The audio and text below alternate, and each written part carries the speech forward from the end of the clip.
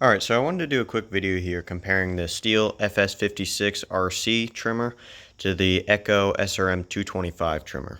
So before we get started, I just want to say that I've bought both these trimmers with my own money to use with my business. This one I've had for 5 or 6 years and it still runs great. This one I bought at the beginning of the season and have gotten a ton of use out of it this year. So really, both these trimmers are entry-level trimmers.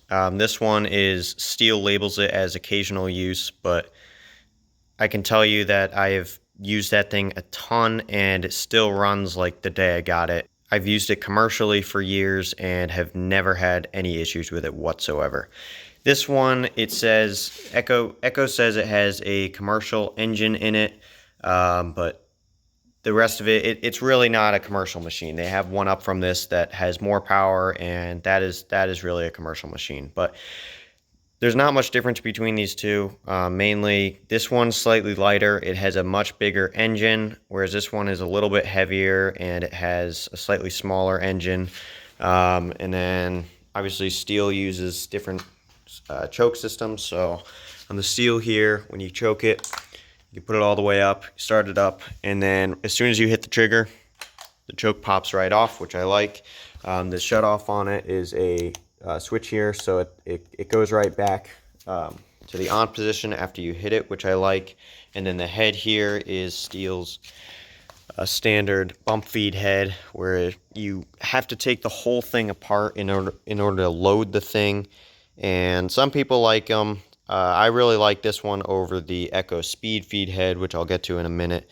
But really, I like this one better when you're trimming because I have less issues with it. You use less line. It's easy enough to bump it. I never have issues with it jamming.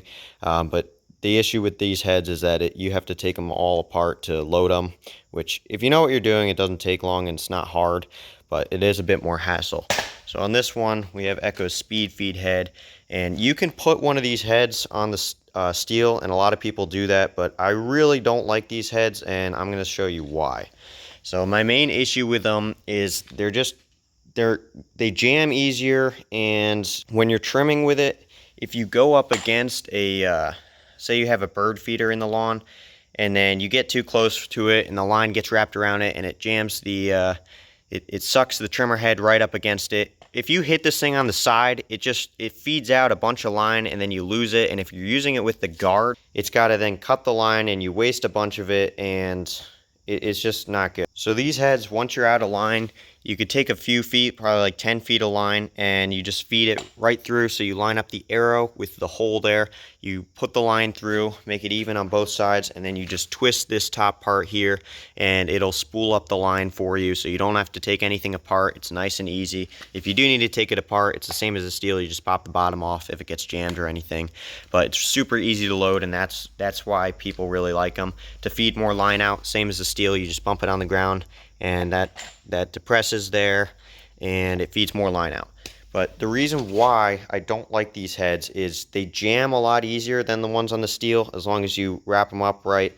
If you accidentally put too much line in it, it just gets jammed super easy, and then you got to take the whole thing apart, which really isn't a big deal as long as you're not feeding it with too much line. So once you know how much to put in, it's not a big deal. But the reason why I really don't like this head is if you're trimming, and say you have a bird feeder in the lawn or something, if your line gets too close and you know the trimmer head whacks against it, if this gets hit on the side there, it's going to feed out a bunch of line. And if you're using it with the guard, then the trimmer's got to then cut the line. You waste a bunch of it. And with this engine, it's just nowhere near as powerful as the STIHL there. So it bogs down a lot. So if that thing's trying to cut line on the guard there, which is one of the reasons why I took it off. Meanwhile, I don't have it on the STIHL either, because I don't run guards on my trimmers. But this thing doesn't have much power to begin with, so it's just annoying to have it bogged down, and you got to wait for it to cut the line, and it's just more of a hassle. The other thing I don't like with this trimmer is, and this is just personal preference, ECHO uses this on all their machines, is that the kill switch on this is a switch. So when you shut it off, right, the trimmer's running with the on position. When you shut it off, you flip it to off, and then it's off. So I like the STIHL because it's just a quick button. Then you're not yanking the pull starter, just trying to start the thing when the thing is off. So personally, I like the STIHL a lot better. The other thing The other difference between these two trimmers is on the trigger system here. Personally, I like the STIHLs a lot better. It's a lot easier to depress, and you have a lot more range there. Whereas on the Echo, you don't have much range, and it's a lot harder to depress. So really, usually use this with 2 fingers there. And I don't know, I feel like the STIHL is a lot easier to use and not a big hassle. The other thing with this is when I'm using the Echo as opposed to the STIHL here, the STIHL just has so much more power that you can feather the throttle on the STIHL when you're cutting grass, and it does just fine. Whereas on the Echo here, really, I mean, you're close to redlining it the whole time, just because even if your line isn't super long and you have the guard on, if you're just cutting regular grass, it doesn't have much power. So you got to keep the RPMs up in order to get through anything, really. So that's kind of annoying. I thought that this would have similar power, even more, based on the fact that Echo says that this is a commercial engine, but it really doesn't have much power at all, and the STIHL just, it blows it away. So on this STIHL here, I've used this thing with a brush knife a ton, and that is extremely hard on the trimmer, you know, just cutting through all sorts of brush, and it's hard on it. It's not easy, and it has plenty of power to cut through anything, and I really haven't had any issues with it, and I've beat on this thing hard. The Echo here, I wouldn't even try putting a brush knife on it. It really just has no power, so that's the main difference between these two. So I know a lot of guys that get these for their business. They'll buy a bunch of them, and they're basically disposable. But what people like about these is that they're cheap, they're easy to use, and they're light. But over here on the STIHL, this one is actually 1 pound lighter than the Echo over here, and with the amount of power that the STIHL has, I just wouldn't recommend buying the Echo. Another thing with these trimmers is when you put the Echo down here, it's much easier for it to fall over, so it doesn't sit flat on the ground as easy as the STIHL. So it's really easy for it to knock it over when you put it down. It's just not a huge deal, because usually when you put it on your truck or trailer, you're just going to throw it on a rack anyway.